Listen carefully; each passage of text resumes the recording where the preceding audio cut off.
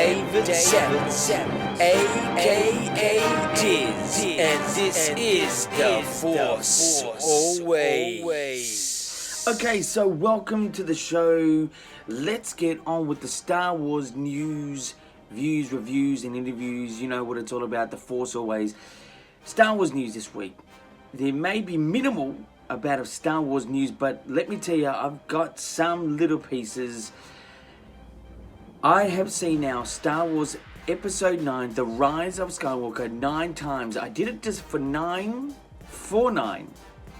Sounds a little bit bizarre, sounds a little bit weird. How can you put yourself through that pain, some people may say, but I enjoyed it every single time, the same way, every single time. I saw it 9, not just for the sake of 9 times, but I enjoyed it. I had that moment to go and check it out, you know, see for myself from what other people were thinking about it, sort of looking at that point of view, going into it for the hell of just enjoyed it again. And I find it to be still the same score that I gave in the beginning, which was, I think it was an 8, I think, out of 10. I think, look, I can't remember, but it's definitely worth that. It's very good.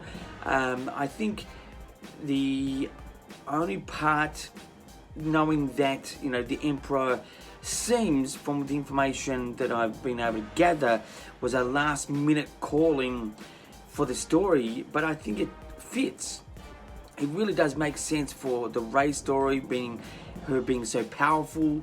I like why do we get the First Order looking like stormtroopers again? Well, that's obviously come from him with that influence with a more modern edge. Why the red color stormtroopers and why the Praetorian Guards, well, why are they red? You know, sort of that link to the Emperor. You know, that's coincidence, I would say, but I would say it's still, it fits. A lot of these things connect. Yes, it would have been better to have a bit more of a lead up with the Emperor, maybe in The Last Jedi or even The Force Awakens, you know, that sort of build up and having Episode 9 to have, you know, a reason to really desire to see it, just as we all saw Endgame, that's Avengers Endgame, but I still think it's, you know, very good anyway. That's so I've seen it now 9 times. For Episode 9, The Rise of Skywalker. That's some news. I know it's a bit unusual, but that's news. To more news, in Melbourne, amazingly enough, there is a sign, a massive Star Wars Episode 9, The Rise of Skywalker sign. Big poster. It's an actual poster, not a digital thing, a poster. It's still up. It's in a very main section of Melbourne, which is in an area called St Kilda. It's called St Kilda Junction, and it's a sort of real iconic sort of maybe intersection, less like Times Square where people can just walk around anywhere and everywhere. It's more for traffic, but it's a very iconic area of Melbourne, and there's usually big advertising of many things through the many decades. I remember as a kid there was these 2 big Coca-Cola glasses that I used to always go, look, there's the Coca-Cola glass, being a kid. Yeah, so it's still up. I don't know what's going on, maybe they've forgotten about it, but it's still up. The big Star Wars Episode 9, The Rise of Skywalker poster's still up. So if you really are in the Melbourne area, you really want to see a big sign, go and check it out. St Kilda Junction. Anyway, so that really is the news for this time around. Let's get into the views. Views is not about one's channel and the amount of viewage it gets, or this is not about predictions. This is about my story ideas. It could be a story idea within a poster, a story idea within a trailer, a teaser, maybe a movie, a standalone movie, or even you know, the epic saga. But anyway, this is my story idea. Now it's extending again from Episode 9, and should it be that we see Finn, Poe and Rey again, let's say the famous trio technically from the sequel saga? Should we see them again in future episodic Star Wars episodes if they do continue. Personally, I think yes. I think it would be great. I think they're going to be much older. It's going to be a different type of sort of feel, almost like how we saw Luke Skywalker in, you know, the sequel trilogy compared to the original trilogy, not the prequels, because he wasn't around then until the very last moment, but he was only a baby. But I think as a story, you need to have those characters be in the next episodic Star Wars movie, episode 10, 11, 12, if they do it, because Star Wars, one of the aspects to it, the thing I like, and it is actually a part of it, is it is a recycling of poetically story, whether it's 1, 2, 3, 4, 5, 6, 7, 8, 9.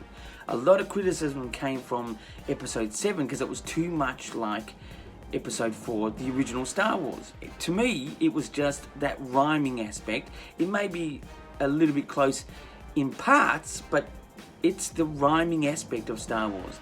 And one big rhyming aspect of Star Wars is the famous trio. Unfortunately, we don't have all the trio anymore from the original series, being Carrie Fisher passing away, unfortunately. And then we've had Han Solo die as a character, and also Luke Skywalker as a character.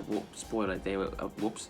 In the sequel trilogy. But I think with Finn, the character, Poe, the character, and Rey, the character, we should see them again in the next trilogy. That's what I would do, and build upon their story in an aftermath, or, you know, sort of a body part of the story, you know, main part of the story. I don't know. I think it's worthy, and they should be in it. That's my sort of slight story idea, more opinion, but it is a story idea that I'd like to see happen. I'd like to see them come back. Anyway, that's views for this time around. Let's get into reviews. Reviews this time is going to be about my 9th visit to seeing episode 9, The Rise of Skywalker, Star Wars. Look, I found myself to be quite relaxed. I thought, oh my God, I'm going to have to go through the procedure of the start, the middle, the end again, but it was good. But an interesting point here was the cinema, which is a smaller cinema. It's called a gold class cinema. It's more a luxury type cinema, the particular brand here that pushes. It was actually half full. And this is over a month ago this Star Wars film has come out, where there's been other big movies out now, especially like, well, sort of big, but like, you know, Birds of Prey and things like this. It's still pulling in the numbers, especially in the luxury end of the market in the cinemas. But it will go, I'd say, in the next week or two. So if you really do, I've said this for a couple of weeks now, but I do think if you really want to see it now. But I still give this movie the same score. Now, I can't exactly remember. I think it was an 8 out of 10 I said in the beginning. If not, it is definitely an 8 out of 10. I think it's very good. That means, you know, 8 is pretty high. And the reason why I just think the story they had to deal with at the point after The Last Jedi, having no real build-up, and that's not a bad thing against The Last Jedi. I think it was a good film because of its originality. You know, I didn't love it. I didn't think it was bad. I thought it was in the middle, and that's The Last Jedi. But The Rise of Skywalker, even though it had a rhyming aspect about, you know, in parts like Return of the Jedi and sort of Revenge of the Sith in a way, but to me, I liked that aspect of Star Wars. It did have that. I thought it was good, and I still give it an 8 out of 10. That's The Rise of Skywalker. I'm still baffled in how much dislike this film is getting, but I think, from what I understand, is that whatever type of fan you are, it's becoming a second nature now to sort of hate upon this franchise. But I still accept the story for what it is. Look, believe me, there is stories that I would have introduced and reintroduced other than what we've seen, but that becomes a fan film. And that becomes your own story, complete story. But we need to accept that the story is what it is, and I think it's still consistent. Disney brought to the plate that retro feel again, which I think suits Star Wars greatly. It gave a more human aspect to the Star Wars characters, especially less masks, even though Kylo Ren's got a mask, but it was less of the mask really. And it had a realistic feel to it. Probably the story was not absolutely, creatively strong, but it was still consistent. That's what I think.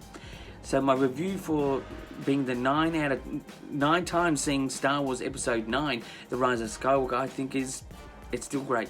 Anyway, but if you don't like it, I understand. It's all good. We all can't agree, and we all, have dislikes and likes to things. That's how it goes. Anyway, so that's the reviews. Let's get into interviews. It's two questions I ask myself for you guys out there. The first question is, will I see Star Wars Episode 9, The Rise of Skywalker again? Here it is, no. Because I'm done in seeing it in the theatre. I feel absolutely satisfied. The reason why I see it over and over, I just love to get inside the story and outside the story, just really feel that story, maybe seeing little things that you didn't see in the first viewing. It was a bit less with this film. There was just not many little things you got to see in the second and third viewing that were remarkable that I didn't see in the first, but I won't be seeing it again. I'm going to wait for DVD, Blu-ray, maybe Disney Plus, I don't know. That's the first question. Second question is, should you see Star Wars Episode 9 now? Should you see Star Wars Episode 9, The Rise of Skywalker now? I think if you can see it now, you're going to enjoy the experience a bit better without the intense crowds, but you just won't have the atmosphere in the audience. I find, because I've actually seen Episode 7, The Force Awakens, Episode 8, The Last Jedi, in an American theatre. In fact, the original theatre where Star Wars came from in 1977, the Chinese theatre, on opening night. And you really feel and see and hear the film in a different way. They're very active in their cheering and size of the crowd, and the laughter and the things like this.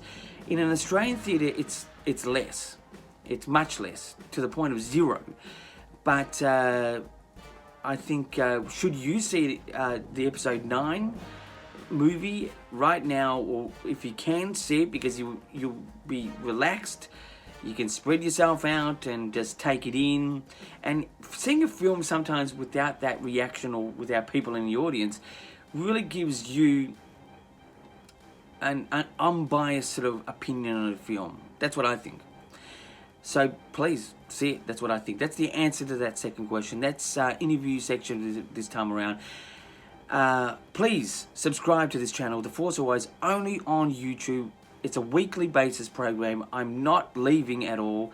Right now, this is Star Wars interviews, reviews, views, news, all that on a weekly basis. The Force Always. Subscribe again. Please subscribe to the channel. Like and share the video. You can contact me via YouTube, Twitter, or Instagram. There's my details down there. And as I say, until next time, or next week technically, keep rocking.